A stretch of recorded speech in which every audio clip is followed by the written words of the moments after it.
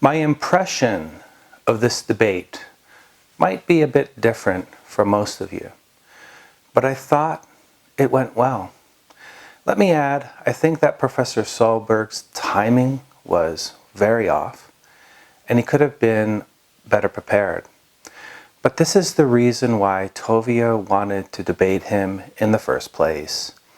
And this is what I told him before the debate. God can equip anyone with the weapons of debate. But as you have made very clear, this is not a usual topic for you. And this is why the rabbi has selected you. After his brutal loss to Dr. Brown, he spent most of his life running from people who do rabbinical apologetics for a living and finds people to debate who know almost nothing about the topic. And it is my belief so that he can humiliate them. But I hope, brother, that the steep learning curve that rabbinical apologetics is, you've been able to climb. And that by the power of the Holy Spirit, you are able to glorify the one and only Jewish Messiah, Jesus the Christ. Live stream the event if possible. God bless. I couldn't find this comment on his page for some reason anymore, but I had to look for it in my own notifications. So you might be wondering, but he was humiliated. And I'd agree on that point too, that he was humiliated to some extent, but he did well. If I was a follower of Rabbi Singer, I'd be very happy about how things went.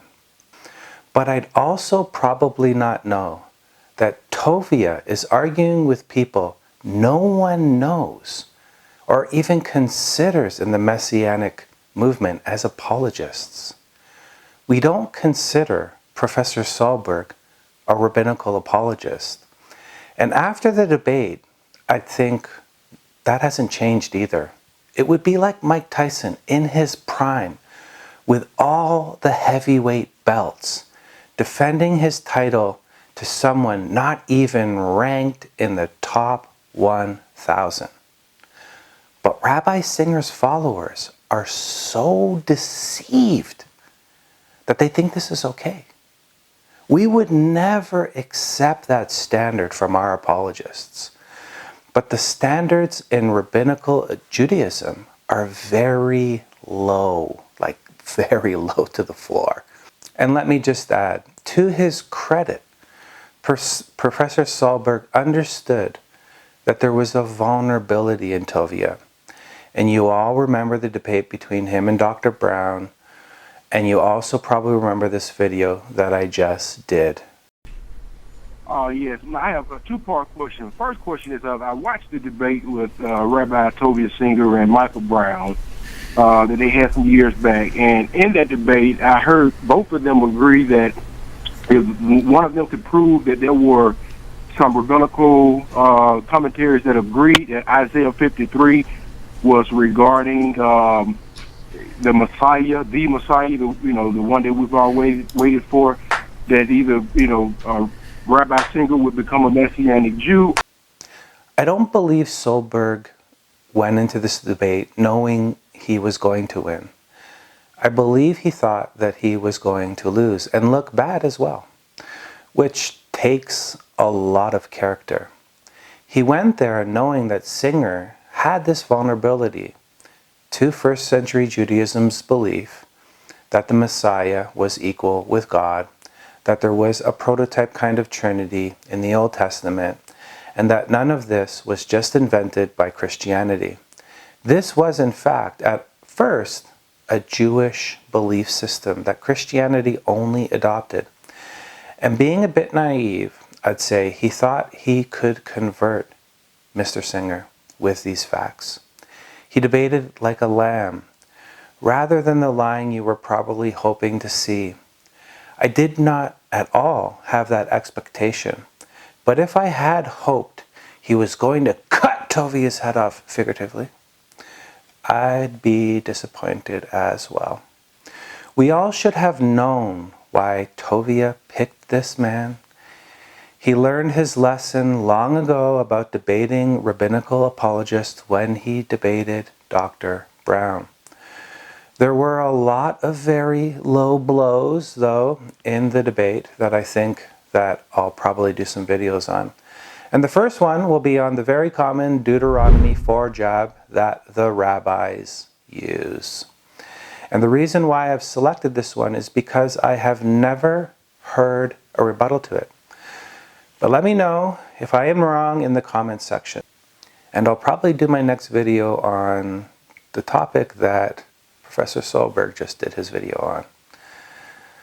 Anyways, but first, what do I mean by low blows? Well, at the end of the debate, when Tovia was the last to speak, he launched a bunch of new attacks that Professor Solberg could not respond to because the debate was over. Probably couldn't anyways, but that's neither here nor there. Usually the conclusion to any debate should be a summary of the opposing side's weak arguments. But Tovia saved the best for last. Or the best when no one could rebut him any longer. And in fact, Deuteronomy chapter 4, the ecstatic chapter about the oneness of God in national revelation, tells us in verse 27 that you will remain few in number. I would posit to you that if you belong to a religion that comprises half the world's population, check your theology.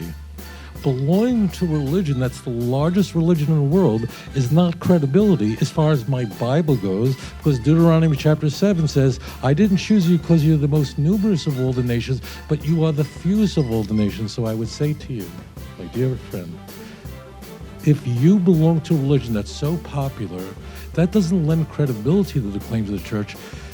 That calls upon Christians to think very deep. Let me address the second part of the quote first, where Tovia quotes Deuteronomy 7:7. This was a bald-faced lie. It does not say, I didn't choose you because you were the most numerous of all the nations, but you were the fewest of all the nations.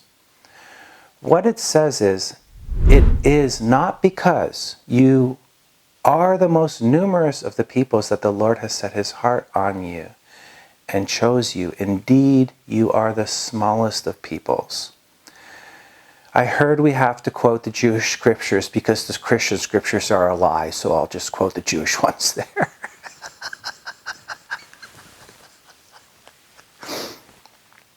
Tovia's quote is a false parallel to Deuteronomy 4, and it makes it seem as if the Jews are going to remain small in number.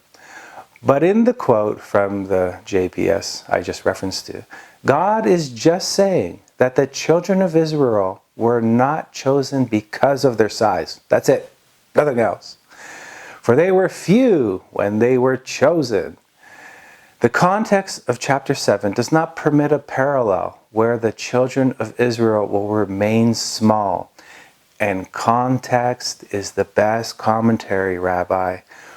Moses is the best commentary on Moses. Okay? Now that we have resolved that minor detail, let's read the passage in question for a better context. When you father children and have grandchildren, and you grow old in the land, and you act corruptly, and make an idol in the form of anything, and do what is evil in the sight of the Lord your God, to provoke him to anger, I call heaven and earth as witnesses against you today that you will certainly perish quickly from the land where you are going over the Jordan to take possession of it. You will not live in it any longer, but you will be utterly destroyed. The Lord will scatter you among the peoples, and you will be left few, Tovia, few, in number among the nations where the Lord drives you. This was one of the low blows. And apparently it says that the Jewish people will be left small in number, right? You all need to check your Bible. If you comprise of the largest religion in the world, and check your theology too. This hermeneutic completely destroys the Christian attempt to convert any Jews. Right. Wrong. Unfortunately for Rabbi Singer, Rabbi Moses is not saying this at all. But what Rabbi Moses is saying can be extrapolated from the context. Remember, context is the best commentary. Like, how many times do I have to say it? You're not learning, Rabbi. You're not learning. It's getting frustrating, okay? All you have to do is ask this question, and you will be free from that filth, swine filth that's covering you. Who is Moses speaking to? You might say the children of Israel. And that is only 25% true. Let me give you a hint and a few seconds to answer. Here's the hint. And you act corruptly and make an idol in the form of anything, and do what is evil in the sight of the Lord your God to provoke him to anger. I call heaven and earth to witnesses against you today that you will certainly perish quickly. I give you 10 seconds, or maybe 5 seconds.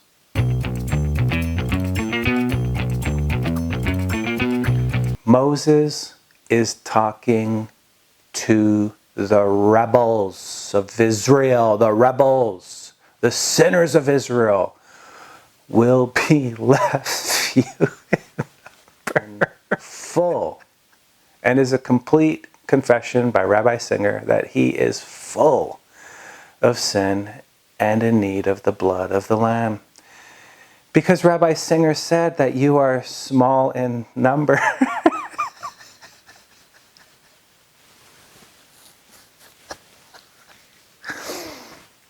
And Moses is talking to the rebels. That means he's talking to you because you are small in number. But if you add every Christian related to Jew through DNA, which have no right to Aliyah, most people don't know that. If you have a Jewish person, I think after 5 centuries the DNA disappears, but you get what I'm trying to say. Most people don't know that those people have no right to Aliyah. Then you'd be probably somewhere around 600 million strong. So who is correct, Moses or your beloved Rabbi? Look, I know that you don't want to believe me, because how could the rabbi have missed the context like this so badly? He does it with Isaiah 7 too, and here is the video that speaks to that. It's quite funny that he has in fact rebutted himself again. It is completely hilarious. Well, all you have to do is read Isaiah 6 or watch his own video on Isaiah 6. Actually, I think his introduction to Isaiah 7 says it perfectly. I'm talking about good people genuinely think that the Jewish people are completely blind and there's a veil over their eyes and they can't see. How could a people who have produced so many Nobel Prize winners, how could a people that produced the very doctors that delivered my children be so dumb and thick-headed about the Messiah? How could you be so blind? Look, let me just say this from the bottom of my heart. I once wanted to convert to Judaism.